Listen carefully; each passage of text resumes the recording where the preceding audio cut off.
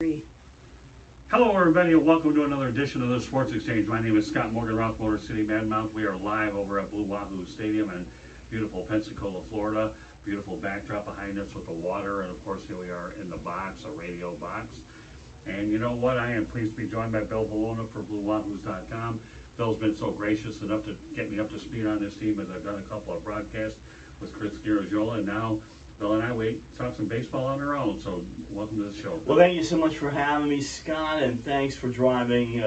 I've made that drive from South Florida and Fort Lauderdale many times, and I know it's a haul, but we're glad you're here. And it's been a good weekend because, for one thing, the sun's been out the whole time too. So that's a big thing. We haven't had rain delays. Well, you know, amazingly enough, when you talk about South Florida, and you know, we'll get into the Marlins effect later. I know we were talking yesterday about Sonny Hirsch, and you were familiar with that name in Miami because he's synonymous not only with Miami Marlins baseball in the past, but also with the University of Miami Hurricanes. Any thoughts about Sonny Hirsch? Well, Sonny's one of the legends. You know, when I joined the Pensacola News Journal, which was affiliated with Gannett and the USA Today network, I became my assignment was to cover Florida State University athletics, and so beginning in 1988 I was the writer for FSU. So I've been to Miami many times, been to the old Orange Bowl, of course, and been to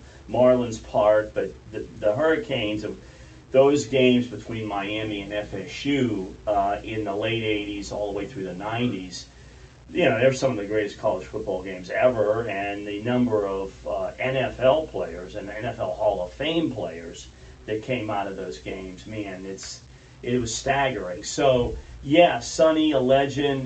You know, I think every community's got a guy that's kind of the voice, and he was. Yeah, it's funny how you say that, Florida State, Miami. I've seen a few of those Miami, Florida State games, and they are indeed incredible, dating back to, obviously, Bobby Bowden, a constant figure, Howard Schnellenberger, Jimmy Johnson, the beat goes on and on. Right. I mainly covered him a lot with Howard Schnellenberger as well, so I can appreciate the rivalry. Plus, I've covered a bowl game or so with them as well. So. Sure, many memories of the old Orange Bowl, and now I've been to Marlins Park several times, so quite a difference. So, Bill, let's talk about a little bit of background on yourself. Well, I grew up in Pittsburgh, and I was a Pirates fan, Steelers fan, Penguins fan. You know, blessed to have a father and an uncle who were sports fans and actually had seen so many of the legends of yesteryear, because back then, you know, you had two Negro League teams in Pittsburgh. So they saw Jackie Robinson, they saw Satchel Paige, they saw Josh Gibson, you know, they saw all those guys plus the Pirates. And then when I was born in '59, and then Roberto Clemente, that was right around his rookie year. And then when I started to get old enough to really be a fan, you know, Roberto Clemente changed the Pirates back then, and then Willie Stargell, obviously Bill Mazeroski with the home run against the Yankees. But Roberto Clemente was magical, you know, and being able to watch him all the time was special. There was an aura about him that was unlike anybody I've ever seen, and you know, really the first Latino superstar, and had to overcome a lot and change the Pirates franchise at that time and made them great. Frankly, they were with the Reds, the Big Red Machine, and the Pirates had quite a rivalry. And then the Steelers obviously got good in early '70s, so that was awesome, and the Penguins got good. So it has been I was blessed to grow up there. Then I went to school, University of Tennessee, and uncle lived there. Was part of covering the SEC. One of my memories is Bear Bryant. You know, Tennessee Alabama games. Bear Bryant was still the coach. I had never seen anything like that. But he was like Elvis, really, with the fans and the magical aura that he had around him. So that was cool. And then I came down here in 1988, got the job, and then got lucky that job opened to cover Florida State. So I really did Florida State for almost 20 years. And those were all Bobby Bowden years. And that was special, you know. That was really some of my major highlights. And then because I was with this national network, I would get to go to the Final Four, the Super Bowl, the Olympics, stuff like that. It was really, really cool. So I've been blessed, and then I joined the Blue Wahoos in 2019 after retiring from the Pensacola News Journal for all those years. I've been here for 3 years now, and I knew this franchise obviously when they started in 2012 and how good they operated. Now being on the inside and seeing it, it's special. They do everything here the right way, and the focus is entertainment, fan experience. Forget the game. We can't control the players. We can't control the outcome. We don't manage them. So the biggest thing is you've got to create a fan experience. That's what the Blue Wahoos have done from day one. And we're really, really lucky in Pensacola to have a AA franchise. Not many cities our size have that. We're one of only 30 AA cities. We're blessed. I look at this ballpark every day and realize, this where we sit right now was a toxic waste area. And Quinn Studer, our team owner, came in, believed that this could work. The ballpark was built. And here we sit Saturday, July 17th. We're going to have another sellout. And Scott, we have had a sellout crowd on Saturday night every single Saturday since this ballpark opened. So it's pretty amazing, and it's great because we build this on fan experience. I think too many minor league teams worry, about, woe is us if they're not winning. You have to assume you're not going to win. You just got to pretend the heck with the game. What do we do to create an experience? That's what we've done here. Yeah, well, it's amazing. You being from the Pittsburgh area, and I'm from the Detroit area, so you're only like 4 or 5 hour drive from us. So the Red Wings and the Penguins, the Tigers and the Pirates, and then everybody in the Metro Detroit area knows about Roberto Clemente. Unfortunately, he passed away tragically. Yes. But that's for another day. And of course, you with the Florida State Seminoles can always do a little name dropping with Gene Deckerhoff as well. Yeah. You probably got to know a little bit. So, but that said, let's go ahead and talk about the Blue Wahoos. I know that the first time I even got wind that there was a team here was when I was covering a Daytona Tortugas game out there against the Tampa Tarpons, and I'm walking around Jackie Robinson Stadium's Pensacola Blue Wahoos. I never heard of Pensacola. I didn't know they even had a team. And now here I am, just a matter of a few years later, I'm sitting in this very stadium. So I know that they began with the Cincinnati Reds. What do you know about how that situation played out? I know Delino DeShields at one point was a actual manager here, and of course we all know that he was traded in the Pedro Martinez trade because Tommy Lasorda underestimated Pedro. Another day for another time. But let's talk about the Blue Wahoos and their transit, beginnings, where they did start off with the Cincinnati Reds, and ironically, here we are, the Chattanooga Lookouts. The opponent this weekend happens to be the Cincinnati Reds. Talk about irony. Well, Scott, it was a great relationship with the Reds. They were the team that was in Carolina. They were called the Carolina Mudcats. Right. Quint knew that they were available, that franchise was looking to sell, so he brought the franchise, brought the Reds affiliate down here. And man, Scott, the very first year, it was unbelievable. We had a no-hitter thrown here with Daniel Corsino.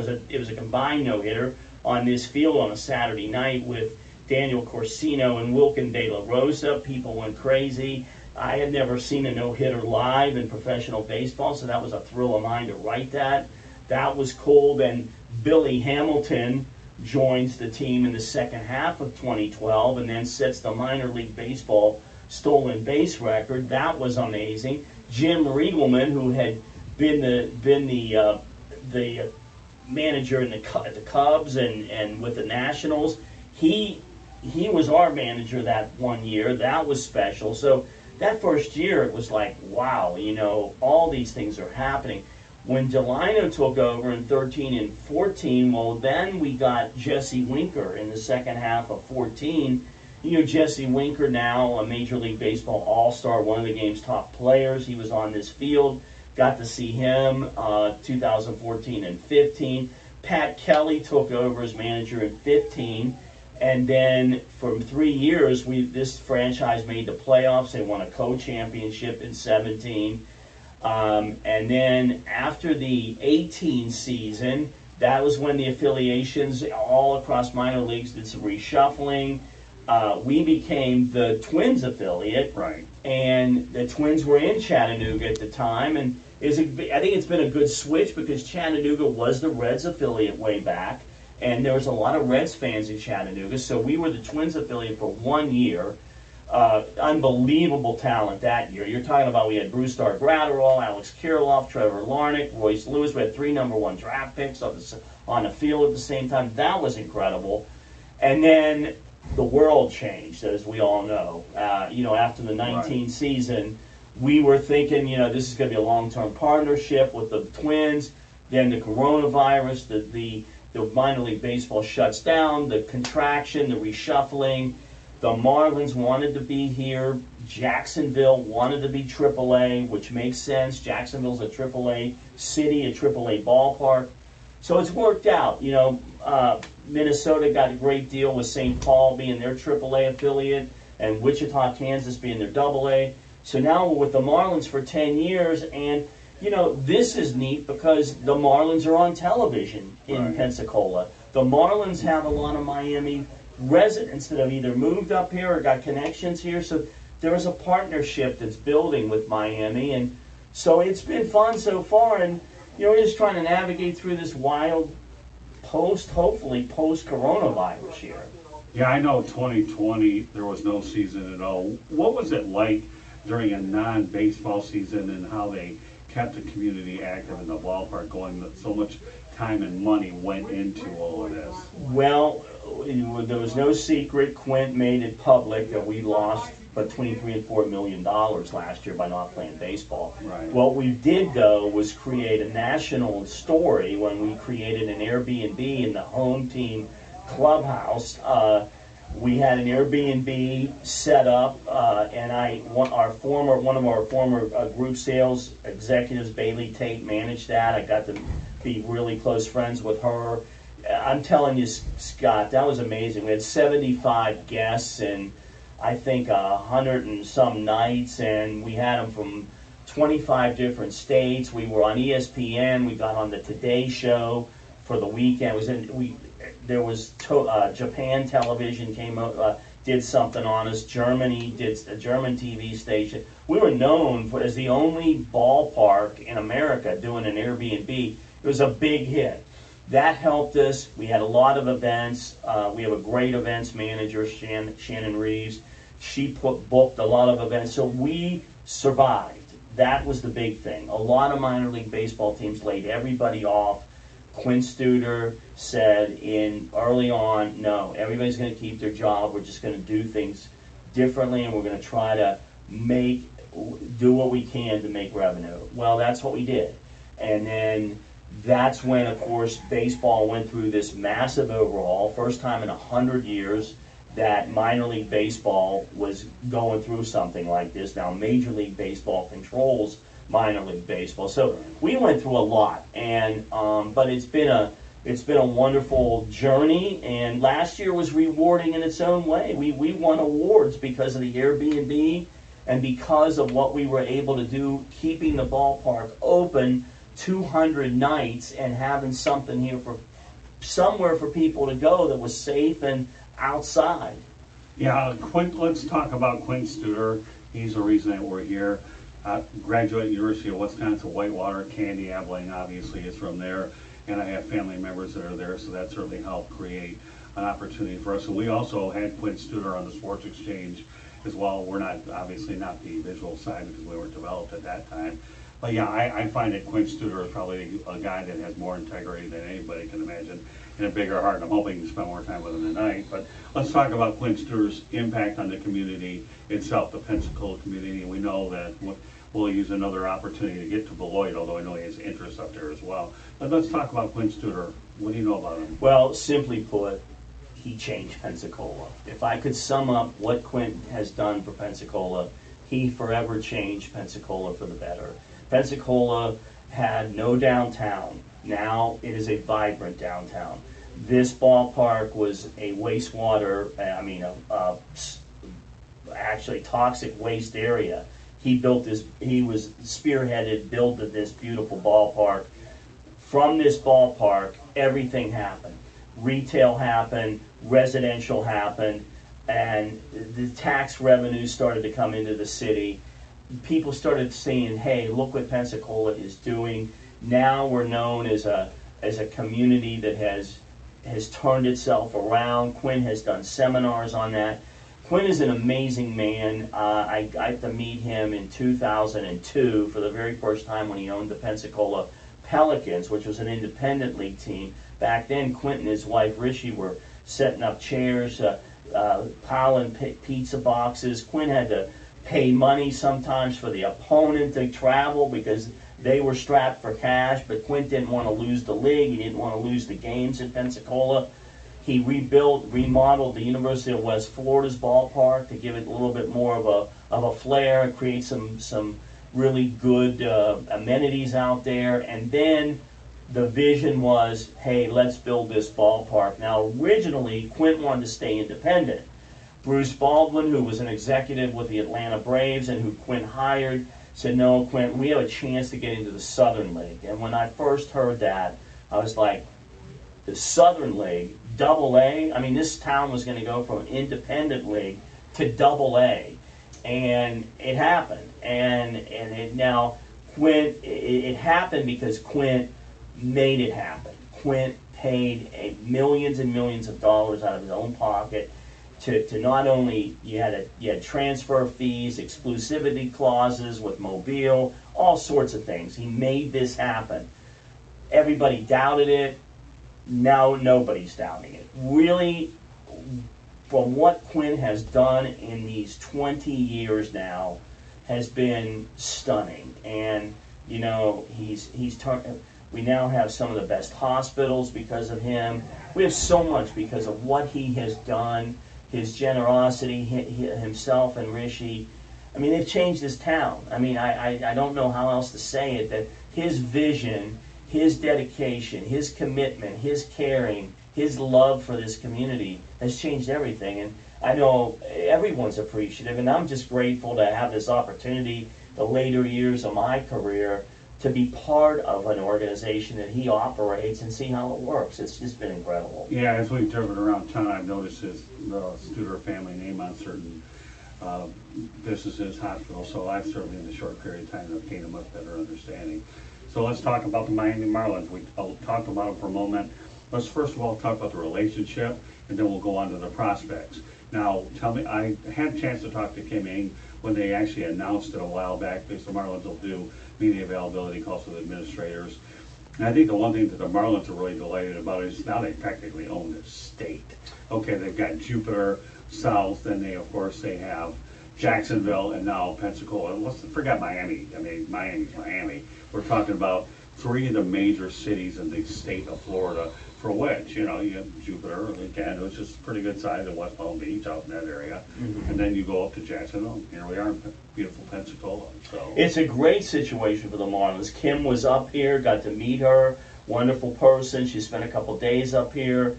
It's amazing what she's done already with the Marlins. But no, for us, there's a couple of things that are unique. One, we've never been able to have our team on TV all like. You can watch the Marlins here every night, and that didn't happen, of course, with the Reds and the Twins because they weren't in part of the networks around here, so that we couldn't see them. You have that. You have spring training down there in Jupiter. People can go down there, and look, once the Marlins, Scott, can get their big league team going, I have no doubt it'll be a success because I've been in that ballpark several times. You know the game is going to get played. You know what the temperature is going to be inside. Right. You know you're not going to get hot. You're not going to get cold. There's not going to be a rain delay. It's a beautiful place to watch a baseball game, especially the way they've done it with Miami's backdrop in the skyline and in the outfield. It's fantastic. It's just I know they've gone through so much down there, and naturally people are skeptical, and naturally they've angered a lot of people from the past ownerships right. that have had the Marlins. I think right now this is a chance to to really build something special there. And I think that's their goal. And hopefully the Blue Wahoos will be a part of it. So how long, to your knowledge, is the relationship between the Miami Marlins and Pensacola? These agreements that were signed in late 2020 are 10-year agreements. Okay. So this is a 10-year deal. Now, the stipulation is after 5 years, both sides are going to take a look at, hey, where are we? Are we on the right path? Is everybody happy? I mean, we've got to make improvements to this ballpark, which we know, and we're going to make them. We're going to start making them real fast. That's Major League Baseball wants the minor league affiliates to be as close to major league quality as possible. So we want that, and so I think it'll be an easy partnership. I know all the Marlins executives have been up here, with the exception of probably Derek Jeter, but Gary Denbo's been up here many, many times. And I think we're building a good relationship with the Marlins. And like I said, you know, the cool thing is, it's like you said, the AAA teams in Jacksonville, the low A teams in Jupiter, the big league teams in Miami. So we're part of a foursome here. Really, Right. It's cool. It's great. Yeah, well, that's true. So would you say that the Miami Marlins games are televised in Pensacola? They are, and people can watch them. We've already picked up fans. People have followed. We got two former Blue Wahoos players that have played this year for the Marlins. Obviously, Miguel Rojas was on the 2012 Reds team that was here. He's a great guy. And Lewin Diaz played here in 2019 as a Twins prospect, was traded to the Marlins, and lo and behold, the one game I got to see down in Miami Memorial Day weekend, Lewin Diaz that was his first game that year with the Marlins. So I think he's a great guy. Hopefully he progresses as a hitter. That's his challenge, to get to the big leagues on a consistent basis. And then Chad Wallach, who played for the Marlins last year, was also here with the Reds. So Pensacola is a Miami Marlins town. Sure. I mean, I think the people here follow the affiliate. Now, there's a lot of attachment to the Reds, because the Reds were here for 8 years. Right. And, you know, that was a long time. That built up a relationship. But, yeah, I mean, nothing would please us more than to see the Marlins in a pennant chase with players that people saw here every night. Okay, July 17th, you've had a chance to look at this team for a while. Why don't you name some of your top prospects here with the Pensacola Blue Wahoos? Yeah, I think you got to start with Max Meyer. You know, I think that the good thing that the Marlins know, and I feel this, you know, they drafted him in 2020 out of Minnesota. He had only played a limited number of games that year. Then he doesn't play, then obviously everything shuts down. For Max Meyer to make his debut at a professional level in Double-A, and be sitting here with a 4-1 record with like a 1.65 earned run average, that is outstanding. For his age, for where he is, I mean, you're talking about a guy that had limited competitive games, and all of a sudden he's doing this well. And then I think Jake Eater, who pitched here last night and was also in the Futures game with Max, you know, another guy that was a reliever at Vanderbilt, and a successful one. They've made him into a starter. I think he can be a big league starter. And another guy that has jumped out, because again, limited competitive games at this level, and boom, look how well these guys are doing at a high level of baseball. That's what I look at. Now, J.J. Bleday played a little bit in 19 in the Marlins system. He has struggled as of this moment at the plate. But I would remind everyone about JJ. You know, I saw Jesse Winker struggle here. And Jesse Winker didn't have great success right off the bat. Jesse Winker had some long stretches of tough times. Now look where Jesse Winker is right now. So I would remind everybody that, you know, Alex Kirilloff, when he was here, struggled initially. Obviously now a major league player, a regular part of the Twins line. It's going to take time. So I think everybody's just got to be patient. So those three jump out. I think Nick Fortes, the catcher, great speed for a catcher. Man, he runs well. He's really made strides, I think, defensively. and he's won several games for us, game-winning hits. I think there's another guy that you got to take a look at. The big challenge that I see system-wide with Miami, and this goes to the big league level, they've got to get some dynamic hitters, Scott. Yeah. That's the biggest thing. I mean, I'm not saying anything people in Miami. Well, you don't have to. I've seen enough of their games that they've lost a lot of 1 or 2 run games. The pitching is solid. They've Right. got to develop some dynamic hitters, because that is not only how you win, but it's also how you draw fans. You got to have people that want to see an everyday player. Yeah, there's no question their hitting leaves a lot to be desired, but that's not to say that won't change, but pitching Right. has certainly been their strength. I've seen it all year watching with the big league club. All right, let's talk about the best players in your estimation to play here in the brief tenure that the Pensacola Blue Wahoos have been in existence. Well, Billy Hamilton at the time was captivating, because this guy would draw a walk. Next thing you know, he's crossing home plate. I mean, I've never seen anybody run that fast, change a game defensively with the way once he got on base, the odds of him scoring were pretty high. He jumped out, obviously, and then Jesse Winker, batted .285 his second year. You really started to see Jesse Winker and what he could be, and look where he is now. Luis Castillo, who was a Reds All-Star in 2019, now part of their starting rotation, dominant pitcher, and really fun guy to watch pitch, and obviously he's had great success. The Twins, that year we had, my gosh, Royce Lewis was special, and I think the COVID year, the shutdown year hurt him, but hopefully he gets going again. Kirilloff, how you saw the progression, Trevor Larnach, Right. Brusdar Graterol, who pitched in the World Series with the Dodgers, Right. dominant pitcher, just electric arm. I mean, people here have been blessed. I mean, you look at some of the opponents that have been here. My goodness, Chris Bryant played here, Acuna played here, Yasiel Puig played here. I mean, I could go on and on and on of the great, the Braves. You look at the Braves, Atlanta Braves right now, all of those guys, or the majority of them, played in this ballpark. So a lot of great talent. That's what Double-A does. Double-A is the stepping stone. And you're getting to see major league players for half or a third of the price of going to a major league game. Well, I've covered professional baseball, minor league baseball for a lot of years. Folks, my name is Scott Morgan. I'm from Motor City Madmouth. Glad to be joined by Bill Vilona here of BlueWahoos.com. A couple more questions I want to address with you. First of all, it's been a very enjoyable stay here. And we'll talk about baseball in general in the community. Would you say that Pensacola Blue Wahoos are the Panhandles team? Oh, no question. I mean, Scott, people embrace this team from the get-go. Pensacola hadn't had minor league baseball since 1960, early 60s, and people really just love this team. They love the whole aspect of going to the game and rooting for these guys.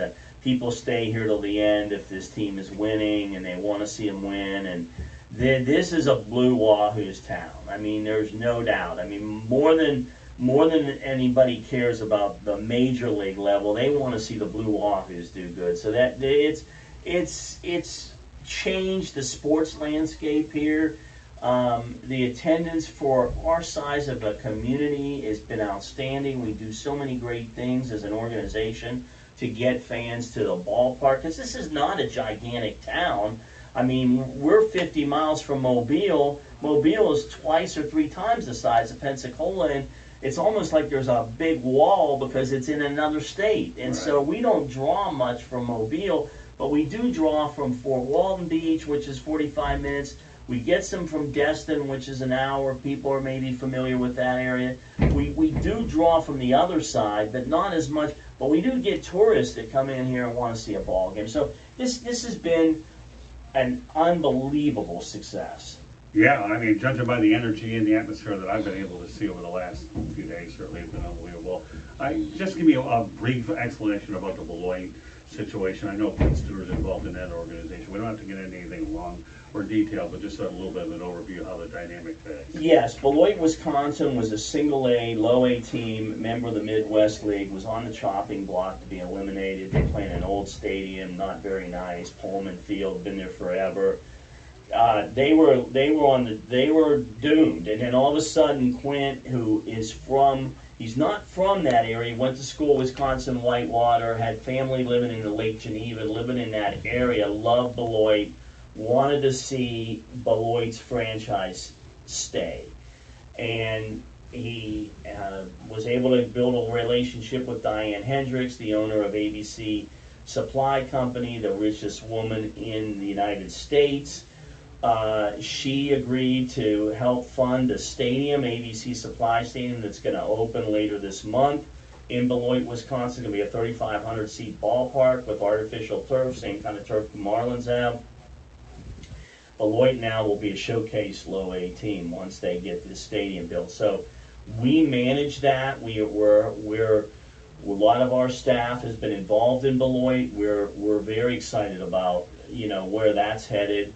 I like that's another great thing to Marlin. They have really connections at all 5 levels now, because we're partners with Beloit, and a lot of our players that are going to get promoted are going to be from Beloit. Right, because they are a high class right, city, so therefore they're going from here all the way up there, right, so there's right. a little pipeline. So we're really, it's been a great, Beloit's going to have a ballpark now on their river, the Rock River. If anybody's listening, when they listen to this, I'd chat, ask them to go see pictures of this place. It's state of the art, brick and case, going to be beautiful. I think it cost $35 million. Quint had a large hand in it, and again, it's going to change Beloit, just like this ballpark changed Pensacola. That ballpark is going to change Beloit. So, and that's where I want to connect the dots here. Thanks for helping me do that. So a lot of the folks that are working with the Blue Wahoos are working with Beloit at the same time. We are. They've been down here. Our staff has been up there. Our team president, Jonathan Griffith, has spent, I bet, half of his time up there, making sure. Jonathan's the best in the business as a team president. I mean, I've never met with anybody with a greater business sense of how to make money and what works, what doesn't work. Let's do this. Tremendous guy to be working with. So John's been up there a lot. It will be a success. I mean, it's a weird situation. They're going to move into the ballpark, I think, in early August. But in the future, the Marlins are going to have a dynamite low A team, a premier setup for a high A team. Right. Then they've got us at double A. Jacksonville's got a wonderful stadium at the triple A level. And then obviously Marlins facility. And they have the consistency with the owner at double A and the high A team, right. So therefore you have the connection. No broadcast would be complete if I didn't mention Bubba Watson being involved. Has he had any kind of an influence in this team, or does he show up every once in a while, or what level of involvement? Bubba is very involved. Bubba has been unbelievable. First of all, what Bubba has done with his social media platforms, Instagram, Twitter, and TikTok, I think he's got that too. Bubba, unreal how he will always be doing something for the Blue Wahoos. He was just here in the team photo we took earlier this week with our service dog that the fans wanted to name Watson, so we named the dog Watson after Bubba Watson. So we had Watson and Watson, and Bubba, of course, grew attached to the dog right away. Bubba's done a lot. Bubba grew up a baseball fan. He dreamed of being a baseball player. Don Mattingly was his favorite player. He loved Don Mattingly. He thought it would be cool to be a left-handed hitter. That was his idol. And so he played baseball. Obviously, golf was better. Golf worked out pretty good for Bubba. As a 12-time PGA Tour winner, 2 Masters champions, Bubba he and his wife Angie and his 2 kids will come to the game. They'll sit down right behind home plate and enjoy it. Bubba's been a big boost to us. I can't express enough through social media, through press conferences that he's done where he's mentioned the Blue Wahoos. He's been a huge boost to us. So, and he's just a great guy. So it's just, it's again, that's another genius of Quinn. He thought, hey, he knew Bubba might be a baseball fan, and I think I think baseball's helped Bubba a little bit because he gets to see guys that struggle. This is a very difficult sport, a mind challenging sport, more maybe so than any football, hockey, and basketball as a team sport. It's very, very difficult. You're not going to succeed a lot here in baseball. So I think there's a lot of parallel to golf. Yeah, I know. Does Bubba live in the area? He does. One of his homes is here, so he's here a lot, and he's very involved. His business manager, Randall Wells, was a teammate of his and on the golf team. Randall's here a lot. It's a great relationship, and they're close with Quint. Bubba's heavily involved in financial decisions, things like that. So it's a tremendous partnership that we have, and through the PGA Tour and the exposure Bubba has with his platform, it's really helped build the brand of the Blue Wahoos. Well, when you talk about Bubba Watson, now he's a direct connection to Don Manley, the manager who got extended through 2000. Right. And they have met a couple times, as a matter of fact. So it's it's really cool, really cool. All right, well, this is the Sports Exchange. Once again, my name is Scott Morgan, Rock Motor City Madmouth. Be joined by Bill Vilona, who obviously works at BlueWahoos.com, getting us an overview of Blue Wahoos baseball. You can follow us on Twitter at Tribune South, or go to www.southfloridatribune.com, and you can also subscribe to the YouTube channel. Bill, all I can tell you is thanks for bringing me up to speed. The first couple of days, your hospitality has been nothing short of outstanding. I'm glad we had this opportunity for our fans out there to get a good education about baseball being alive and well here in Pensacola. And like I said before, we call it the Panhandle Steam, and that's how we'll end the broadcast. Thank you very much, Bill, for being on the broadcast. Scott, thanks for having me. Thanks to you and Candace for driving all the way up here. Like I said, I've done that drive. I know it seems like a week before you finally get here, but I appreciate it, and hope to see you again. And I know I'll be down in South Florida and enjoying a ball game in Marlins Park. Well, like I said before, there are some ballparks that are bucket list items. I don't view this as one of those, because of the relationship we have with the Blue Wahoos and Quinn Studer. Now I've met a lot of great people along the way this weekend. So meanwhile, thanks again, Bill, for being on the broadcast. Thanks so much, Scott. Appreciate it. Thank you, sir. Okay.